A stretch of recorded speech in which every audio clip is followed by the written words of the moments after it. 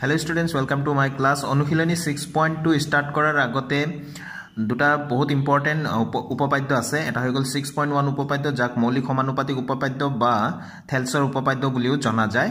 হেতু ইতিমধ্যে ইয়াৰ আগৰ ভিডিওত কৰিছো, তোমালোকে নিশ্চয় চাই লৈছা। যদি নাইছো কোনো কথা নাই, ইয়াৰ ডেসক্ৰিপচনত এই ভিডিও ডেসক্ৰিপচনত মই লিংকটো দি দিম, তোমালোকে চাই লবা। আজি কৰিম আমি আন এটা ভেৰি ইম্পৰ্টেন্ট উপপাদ্য 6.2। এই উপপাদ্যটো মৌলিক সমানুপাতিক উপপাদ্য বা 6.1 উপপাদ্যৰ বিপৰীত উপপাদ্য বুলি জনা যায়। ইয়াত দিয়া আছে যদি এডাল ৰেখাই এটা ত্ৰিভুজৰ যিকোনো দুটা বাহু একে অনুপাততে ভাগ কৰে তেনেহলে সেই ৰেখাডাল তৃতীয় বাহুৰ সমান্তৰাল। তো এই কথাখিনি আমি প্ৰমাণ কৰি প্ৰথমতে আমি 6.1 উপপাদ্য আৰু 6.2 উপপাদ্য দুটা আমি তুলনা কৰি লওঁ। প্ৰথম 6.1 উপপাদ্যত কৈছিলে যে এটা ত্ৰিভুজৰ যিকোনো এটা বাহুৰ সমান্তৰালকৈ টনা ৰেখাডালে যদি দুটা বাহুক আন দুটা বাহুক যদি দুটা নিৰ্দিষ্ট বিন্দুত ছেদ কৰে তেনেহলে এই বাহু দুটা যি দুটা বাহুক ছেদ কৰিছে তাৰ মানে AB আৰু EC এইখিনিৰ পৰা ভাগ হৈছে AB বাহুটো AD আৰু DB আৰু AC বাহুটো AE আৰু EC ত ভাগ হৈছে। গতিকে এই বাহু দুটা একে অনুপাততে বিভক্ত হ'ব। অৰ্থাৎ আমাক দিয়া আছে DE সমান্তৰাল BC, এইডাল ৰেখা আৰু এইডাল ৰেখা সমান্তৰাল বুলি দিয়া আছে।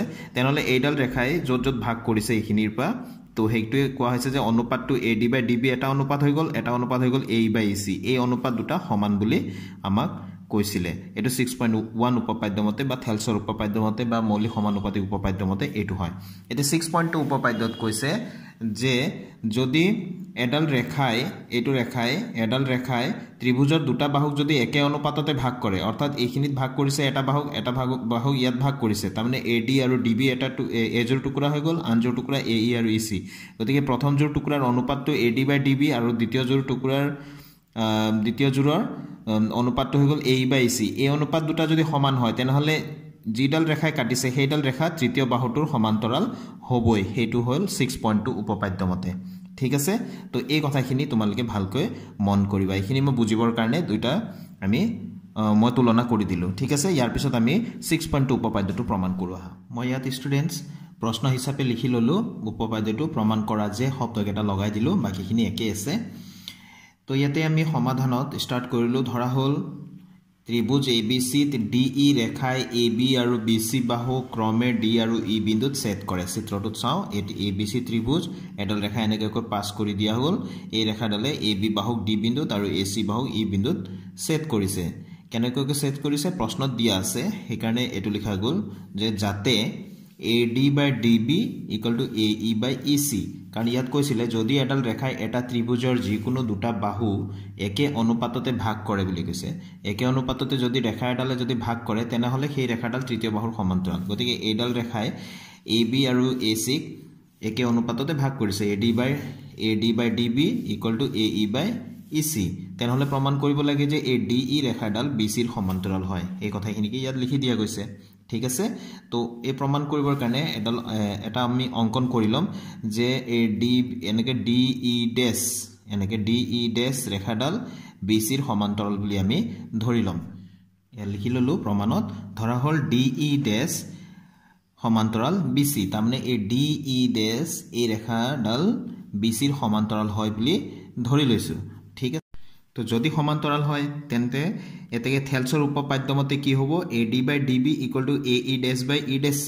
তাৰ মানে এই ৰেখাডাল যদি BC ৰ সমান্তৰাল বুলি আমি যদি ধৰি লওঁ তেনেহলে কেনেকুৱা হ'ব লাগিব, যদি সমান্তৰাল হয় AD/DB = AE'/EC। এটো থেলছৰ উপপাদ্য মতে, অৰ্থাৎ 6.1 উপপাদ্য মতে, নহয় জানো?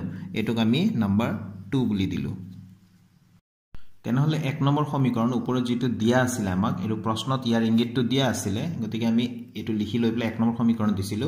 এতিয়া আমি 2 নম্বৰ সমীকৰণ এটো পালো। যদি 1 আৰু 2 ৰ পৰা আমি কি পাও ভালকৈ লক্ষ্য কৰিবা। 1 নম্বৰ সমীকৰণ আৰু 2 নম্বৰ সমীকৰণৰ বাওফালটো একেই, গতিকে সোঁফাল দুটাও একেই হ'ব। গতিকে AE/EC = AE'/EC আমি লিখিলো 1 আৰু 2 ৰ পৰা। এতিয়া আমি ষ্টুডেন্টস এই সমীকৰণত দুইফালে আমি 1 প্লাস কৰি দিছো। ঠিক আছে, তো এতিয়া আমি কি কৰিম, এটো লসাগু আমাৰ কি হ'ব, EC হ'ব। অৰ্থাৎ এটা ভগ্নাংশ আৰু এটা গোটা সংখ্যা আমি যোগ তেতিয়াহে কৰিব পাৰো যেতিয়া আমি লসাগু লম। তো যেটো হৰত আছে হেটোৱে লসাগু ইয়াতে EC। তো এই ভগ্নাংশটোৰ কাৰণে EC আৰু ইয়াতো EC আছে, গতিকে নিজৰে লসাগু হয়। অৰ্থাৎ EC ৰে EC ক এবাৰ যায় আৰু AE ক পূৰণ কৰিলে 1 পূৰণ কৰিলে AE হ'ব। মানে সহজ অৰ্থত ক'বলৈ গ'লে নিজৰ হৰত যিটো আছে সেইটোৱে যদি লসাগু হয় ওপৰত যি আছে তাকে আমি ডাইৰেক্ট লিখি দিম আৰু ইফালে 1 ৰ লগত EC মাল্টিপ্লাই কৰিলে 1 ৰ লগত যি মাল্টিপ্লাই কৰা যায় সেইটোৱে পাম EC ঠিক সেই ধৰণে এইটো সাইডতো আমি কৰিম E ডেশ C টো আমাৰ লসাগু হৈ গল গতিকে AE ডেশ টো আমি লিখিলো আৰু 1 ৰ লগত এইখিনি লসাগুটো পূৰণ কৰিলে E ডেশ C এ মানে 1 ৰ লগত যি পূৰণ কৰা যায় সেইটোৱে পাম এতিয়া আমি তলতটো EC আছে AE plus EC এতিয়া ছবিত আমি চাও AE কোনখিনি এইখিনিৰ পৰা এইখিনিলৈ AE আৰু ইফালে EC তো AE টুকুৰা আৰু EC টুকুৰা মিলি পেলাই কি হৈ যায় সম্পূৰ্ণ AC হয় নহয় জানো গতিকে ইয়াত আমি কি লিখিম AE plus EC এটো কি লিখিম AC ঠিক আছে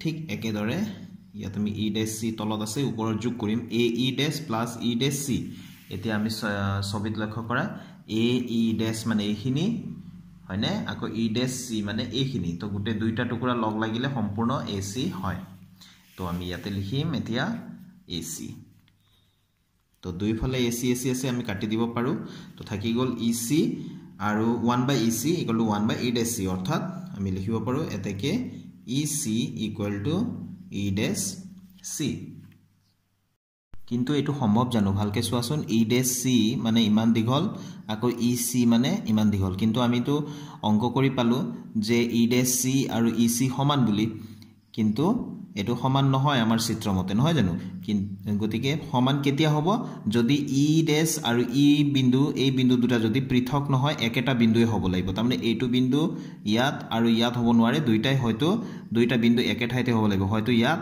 নহলে ইয়াত যদি ইয়াত হয় এটো যদি সমান্তৰাল আছিল BC নহয় জানো ইয়াত দেখাত নাই যদিও আমি ধৰি লৈছিল এটো ইয়াৰ BC ৰ সমান্তৰাল বুলি গতিকে তাৰ মানে এই DE ৰেখাডালো সমান্তৰাল হ'ব ঠিক আছে কাৰণ E আৰু E dash এই বিন্দু দুটা পৃথক হ'ব নোৱাৰে একেটা বিন্দুৱে হ'ব লাগিব আমাৰ অংকমতে হেতু পাই তো এই মই কথাখিনি ইয়াত লিখি দিলো এটো সম্ভৱ হ'ব যদিহে এটো মানে কোনটো EC আৰু E dash C টো একে সমান হ'ব যদিহে E আৰু E dash বিন্দু দুটা পৃথক নহয় একেটাই হয় ঠিক আছে তো যদি একেটাই হয় তেনেহলে আমি লিখিব পাৰো এতেকে DE সমান্তৰাল BC যেটো লাগে আমি হেতু লিখি দিলো তো প্ৰমাণিত হৈ গল তো ইয়াতে মোৰ আজি ভিডিওটো সামৰিছো তো নেক্সট ভিডিওত আকৌ লগ পাম নতুন কোৱেশ্যনৰ সলিউশনৰ সৈতে thank you students keep watching my channel